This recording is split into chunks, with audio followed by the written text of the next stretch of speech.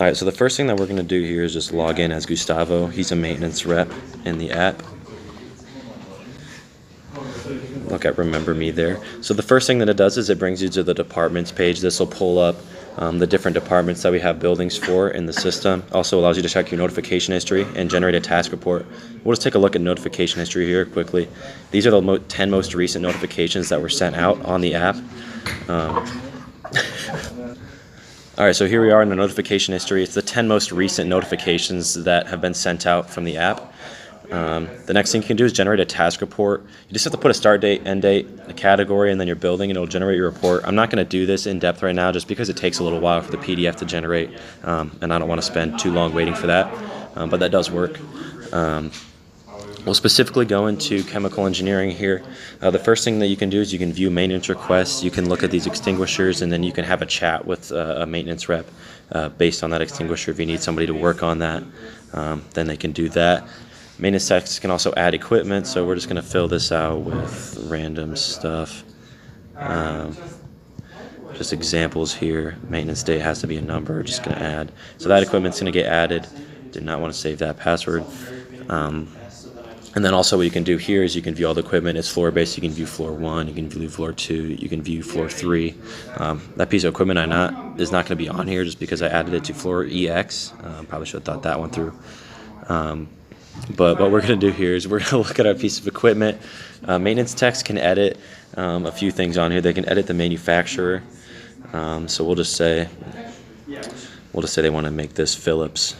They can, or Phillips, I guess. They can put in Phillips. They can save that. It'll update on the back end as well. It'll save to the AED. They can report incidents here. So I'm going to report another battery fail, or I'll report an AED damage, so the incidents are reported.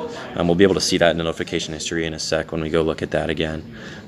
Sorry, I got to go back to the piece of equipment here, or a piece of equipment. We'll just go to this one. Another thing they can do is they can complete tasks, so they can complete these tasks. These will be completed on the back end. It's just inspections that they have to do on a certain timing. And then the last thing that we can do is image settings. So what this allows them to do is take pictures, and what you can do is you can essentially just take a picture of the equipment that you're working on and then update it. And then what it does is it takes this picture. It can this is in a bitmap. It converts it to base 64, sends it to the back end, and then we'll send that picture. And then we'll go back in here. I think one of these also has a picture already loaded on here, so we can load a previous picture. That's just a random picture that gets taken in the emulator, but that is a picture on the back end, so that gets loaded back on the back end in base 64, then converted back to a bitmap, and then put in here. So those are all the picture settings. That's a lot of the things on the department page. The next thing you can do on the map page is you can go into specific buildings and specific floors and look at the floor plans of that, and you can see the PDFs here of the maps. And then takes a little bit to load, but this is all the equipment that's on floor 1 of Coover Hall. So that's there. Head back to the app here. Going a little slow right now. Here we go. So we're back to our map here. Another thing you can do is it'll just, we'll look at town engineering real quick. It'll just take you to the, oh, I just did that. I have to edit that out. You can view the floor equipment here, and this will take you to floor 1 just like we clicked on, and it'll drop down. This is all the equipment that you can see on floor 1. The next thing you can do is a maintenance group chat. You can join as Gustavo. I have someone on Postman right now sending, so new email at example.com just sent something, and then I'm going to just say hello from Gustavo.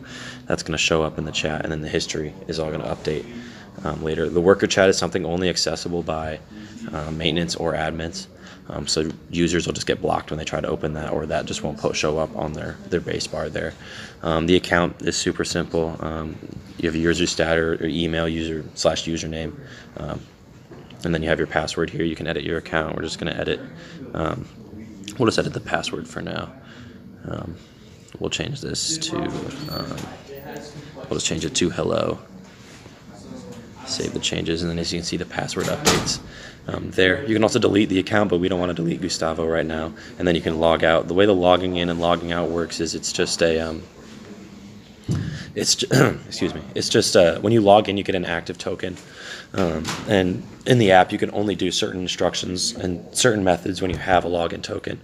Kind of have to edit that out as well. You can only log in when you log in. You get an active token, and when you log out, it just deletes that token. And when you're in the app, you can only do certain things when you have a token active. So we'll just log out here now. That's most of the features of the app. And then we're back to the front. You can also sign up for a new account here, but that's pretty trivial. I'm not going to go over all that. And that's all the main features that we have. All right, so we're just going to log in real quick as a basic user here too. So as you can see, they can't generate a task report. They can't view the worker chat as a viewer. That'll pop up there. And then in chemical engineering, they can view the maintenance request, but they can't do anything with it. They can view the equipment, but as you can see, there's not really any settings. They can just report or look at the images. So that's some of the super basic functionality and user differentiation that we have between maintenance and viewers. Admin pretty much has the same things as maintenance, but they can just edit a little bit more and do a little bit more work with the specific equipment. But we're not going to go over that specifically right now. So the next thing we can show, if I log in here, we'll do 1, 2, 3. If I log in here as an admin user, just take a second here to load.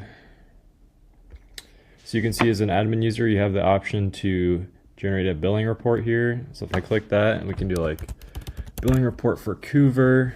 Now this does take like a few seconds to load, so I'll just skip till when it's done. There we go. You can see here, if I zoom in a little bit more, that it shows all the equipment IDs for Coover. The building obviously is Coover Hall, and then the maintenance costs for each one. So if you scroll all the way to the bottom, you get to a summary. So it totals up that there's 81 pieces of maintenance required. Total cost, lowest cost, highest cost, and then average cost. And then we can go back here and I'll also show the task report thing. So if I just enter a date like 2020, 1010, and then we'll do 2030, 1010. We'll do extinguisher. And then let's just do Coover again, I guess.